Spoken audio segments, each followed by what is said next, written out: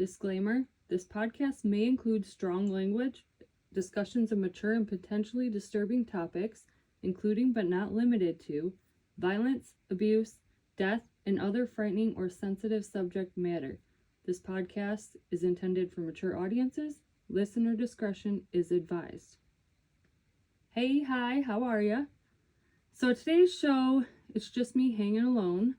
I decided to introduce you all to the Missing 411, if you aren't familiar. This is what really made me want to start my own podcast, because you only see the stories about the same cases. So I actually started ordering some of the books for the series, so I can't wait to get those and cover the less known cases. But before I get them, I figured I'd at least familiarize you with it a little bit. This episode is called Missing 411, Rowan Griffin. So this is a news article. It's off of EMS World Print Online Expo. It reads, a missing 2-year-old boy in Richmond, New Hampshire was found clinging to a tree in a swamp at around 2 a.m. on Sunday, approximately 11 hours after he was last seen. Crews began searching Saturday afternoon for Stephen Rowan Griffin, who goes by Rowan. He was with his father attending a family gathering at the boy's grandmother's home on Route 32 at around 3 p.m. when he was last seen chasing a cat. Rowan had been playing outside with 8 to 10 other children. Local police, state police, New Hampshire Fish and Game, and professional canine search teams began to search after 4 p.m. At around 1:40 a.m., search teams found one of Rowan's sneakers not far from his grandmother's home. A group of 5 adults, family, and friends who often hunted and rode ATVs in the area learned of the discovery and headed to spots that they thought he might be. About 20 minutes later, the group heard crying about 3 miles from the grandmother's home and began yelling Rowan's name. He yelled back, asking for his mother. The group had to wade into the swamp to reach Rowan. The rescuers said that the boy was scared and shaking, his lips were blue, but otherwise he was okay. Rowan was checked out by ambulance crew and then reunited with his family. Earlier in the night, New Hampshire Fish and Game officials said they were hopeful Rowan is curled up asleep and that one of the numerous search teams would find the boy. It doesn't appear that there's any suspicious activity at this point. State police has interviewed the parents as well as myself, and Dad is just horrified. You know, that he lost track of his son, so he obviously is concerned, said Lieutenant Craig Morocco with the New Hampshire Fish and Game. End of article. So easy peasy, nothing to see here, nothing suspicious, right? But remember, here's this 2-year-old missing 11 hours, found 3 miles away, clinging to a tree in a swamp. So Missing 411, I never even heard of this until I started watching this YouTube channel, and the person was talking about some of these cases, and I got so intrigued. But all the podcasters and all the YouTube channels, they all cover the same famous cases. I mean, there's, I don't know, like 20, maybe more, maybe less. I was so intrigued with this stuff, and I tried to find other cases, you know, but it was always the same ones. I wanted more. And that's part of what made me want to do my own podcast. So I bought a couple of the books from the series, and I mean, there's a bunch of them. And I want to cover these other cases. So the Missing 411 phenomenon, popularized by writer and former police officer David Paulides, refers to a series of unsolved disappearances, primarily in North America wilderness areas, characterized by unusual, seemingly inexplicable circumstances, like victims vanishing without a trace, often in bizarre weather or locations with commonalities, like victims wearing specific clothes. I know there was a story, there's a place, we'll get to it at some point, red clothing. People disappear wearing red clothing. Being found in odd places. There's stories of like kids vanishing on a trail with parents, not to be found for hours or a day, and then all of a sudden they're found on this cliff edge where it took professional climbers. It was really difficult for them to even get there, and there's these kids just sitting on this ledge, you know, like hundreds and hundreds of feet up. It's just wild. Paulides suggests point to something beyond typical missing person cases, though critics argue these patterns aren't statistically unusual, according to Wikipedia. So key aspects of the phenomenon: unusual circumstances, Victims often disappear from national parks or remote areas, leaving behind few clues, sometimes with strange items found nearby or bodies found in unusual locations, says Wikipedia. Commonalities. Plitus highlights patterns such as victims being found miles from where they vanished, sometimes barefoot or missing specific items, and often in challenging terrain, reports Apple TV. Focus on hunters. A subset of cases known as the hunted focuses on experienced hunters disappearing, adding to the mystery, notes Prime Video.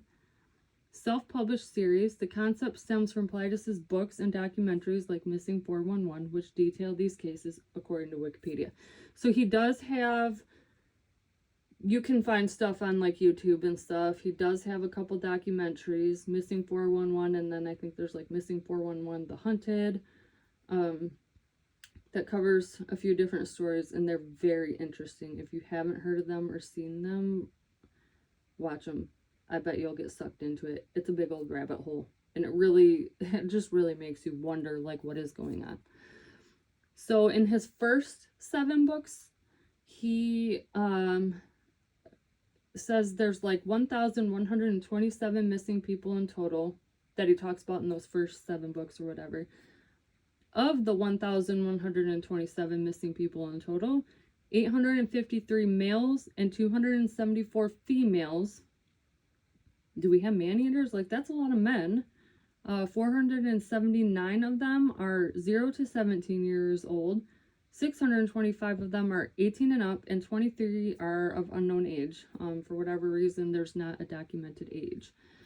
269 were found alive. 355 were found dead, and 501 were never found.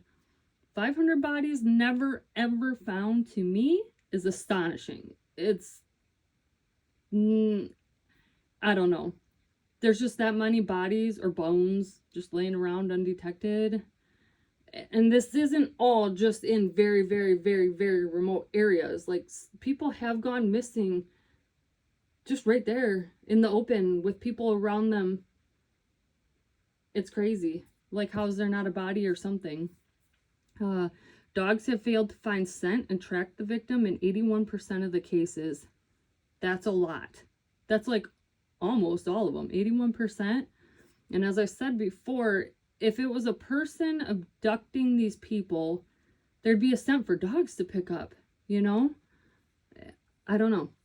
86 victims found in or near water were alive, and 198 victims found in or near water were dead. 61 victims were found alive and 124 dead in a place previously searched. And this happens a lot in these cases. This is one of the craziest things to me as well. Is multiple different searchers, multiple different days, multiple different times. Like, there's sometimes when it's fall and they got to cut a search off because it becomes winter and they have to wait till spring. So a place had been searched in the fall, nothing found. And then in the spring, all of a sudden, there they are. Or even it's searched in the spring, nothing, nothing, nothing. And then end of summer, fall, all of a sudden, like some hikers going by and they find this body. That place had been searched multiple times, nothing ever found. And now all of a sudden, there's this body. Sometimes there's bodies found that have been missing for long periods of time, and there's no signs of it. They look like they just died, like right now. Let me see. 59 of those that were found alive, so remember 61 were found alive, 59 of those were minors. 417 victims disappeared in the afternoon between noon and 8 p.m. 205 in the remaining 16 hours of the day. So for whatever reason, there's no specific time of a disappearance. Not really sure why.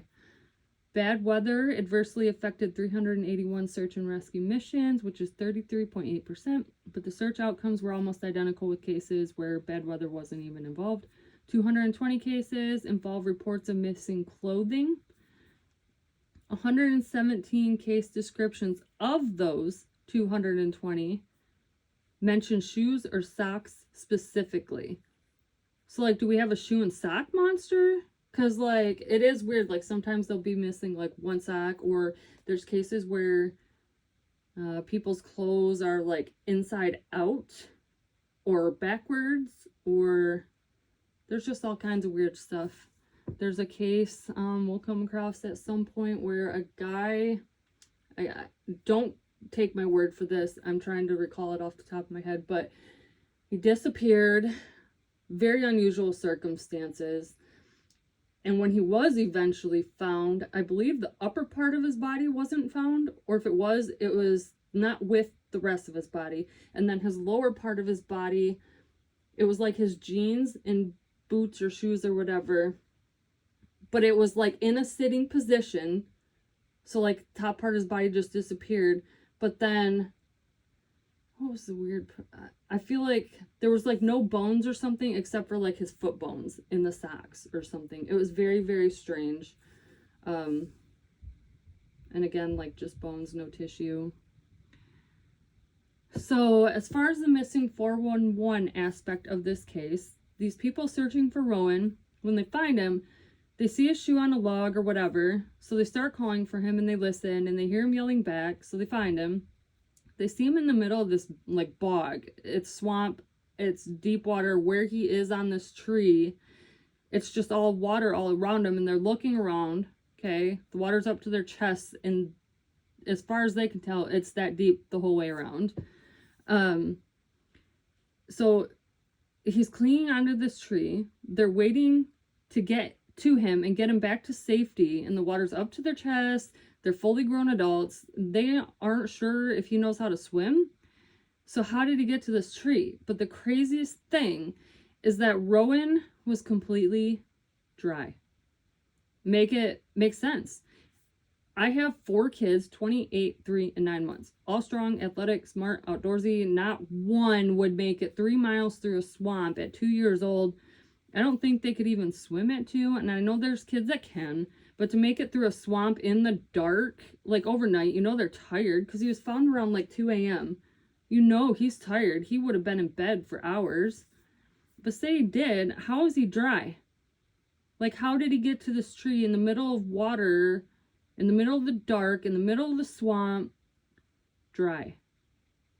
And allegedly, after the smoke had settled and his parents started to ask how he got where he did, and like what happened, he just told them the cows scared him, and so he got on the tree to try to get away or something, which that's something in itself. A lot of kids that are found, they do tell similar stories of like some animal or creature either that scared them, or there are cases where I believe there was like a little girl that says she laid with this bear and stayed warm all night, and it like brought her berries and stuff, and then she was just found the next day.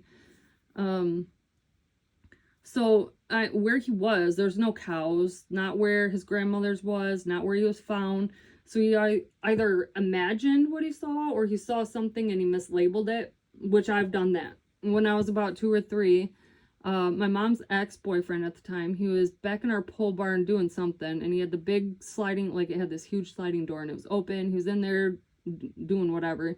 It was summer, it was warm, it was almost dusk, and I was wearing my little red Oshkosh overalls. I remember that, and they had something on them. I don't remember what it was, but I was swinging on our swing set, and at the time it was at the edge of the yard by the barn, and so like there's a strip of field behind it, and there'd be like deer out there eating all the time and stuff, and then behind the field there's like a small kind of strip of woods, and then like neighbors with a small farm on the other side of that. But remember, this is very rural, so like the neighbors isn't just like the next lot, you know, there's a little space. Well, I'm swinging away, and I hear like a twig break or something behind me, and I slowly turn around, and my heart's racing, and it's a fox! And I jumped off that swing so fast and hightailed it to the barn, screaming, a fox! And like I thought this thing was going to attack me and eat me and just tear me to shreds. I thought my life was over. I thought for sure it was going to get me. My mom's ex came running out to see what was going on, and he just hugged me and picked me up, and he's laughing, and it was a deer. It was a deer. I said it was a fox. You know, I was terrified of the thing. It was just a deer. That thing wasn't going to do anything to me. I'm pretty sure I know it popped its head up. I remember seeing that, it popped its head up and like looked at me and it was eating. It probably took off. I probably scared the crap out of it. But it's not just kids though, it's adults too. And I'll get into more cases as we go and when I get the books and I can get the details myself. Up till this point, most of the info I've gotten is either from podcasts or YouTube shows. Like I find some stuff online, but then I do notice in some YouTube shows and podcasts, people's stories differ. And I don't like that about some shows because, like, stick to the facts. Don't embellish for likes or followers, you know. So I can't wait to get these books because I don't want to spread misinformation. I want to put out facts. And I really want people to believe in this, you know. So, like, I want to make sure I'm putting out correct information. But off the top of my head, there have been adults hiking together on marked paths, groups of 3 or 4, and then all of a sudden, like, the group gets to a spot, you know, a nice spot to take a little break or whatever, and they're, like, unloading, taking their bags off, whatever, turning around, and they realize number 4 is gone. So they quickly, you know, backtrack, search, you know, sometimes they'll go to the end of the trail, like where they're supposed to, you know, they didn't get there yet, and they go up there because they're like, well, we backtracked, they're not back there, so they go to the end of the trail, like maybe they passed us somehow. And so they get to the end of the trail, there's nobody there, so then they go back to the beginning, you know, like where the vehicle or vehicles are, and, you know, they're checking off trail just enough, sometimes 20 minutes, sometimes an hour before calling for help, but nothing's found. They can't even prove the person was ever even there in the first place, and nothing's ever found, ever. No gear, no clothes, no blood, nothing. And it's not just inexperienced hikers or people going for a random walk in a new place. Sometimes it's very experienced hikers and climbers, people that have made it through tougher conditions, and they vanish without a trace. There were 3 climbers, Don Storm Jr., Trevor Lane, and Eric Lewis, and Eric is allegedly the most experienced of the 3.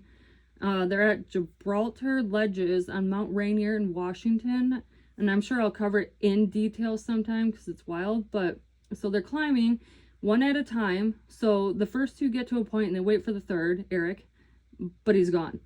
They saw him just moments before. Eric's rope for his harness is severed somehow. I read that he cut it, like it's cut. It's not torn or anything, it's cut. So he fell, okay? So the other 2, they climb down and they look for him and nothing. And then, like, the area all around is searched, nothing. So over a few days, I believe, all kinds of different searchers are out looking, even a couple helicopters. At some point, they do find his bag, I think on a ledge of some sort, and a small shovel, and he has some water bottles in the bag, frozen.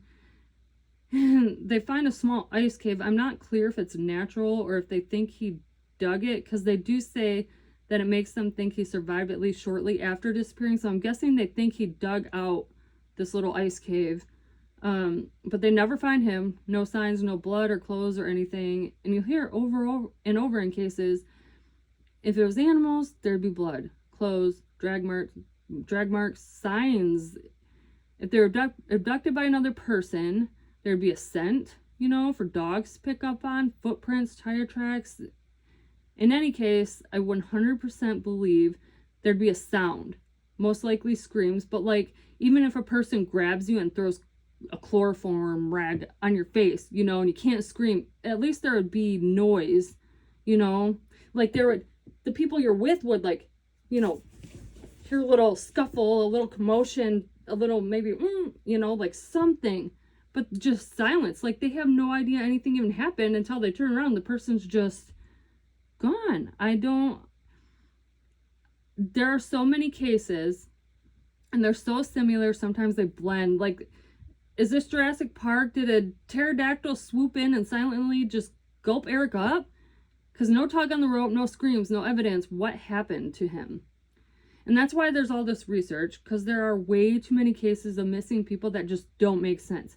It's not just one thing or 2 in the cases that are off. The whole thing doesn't add up.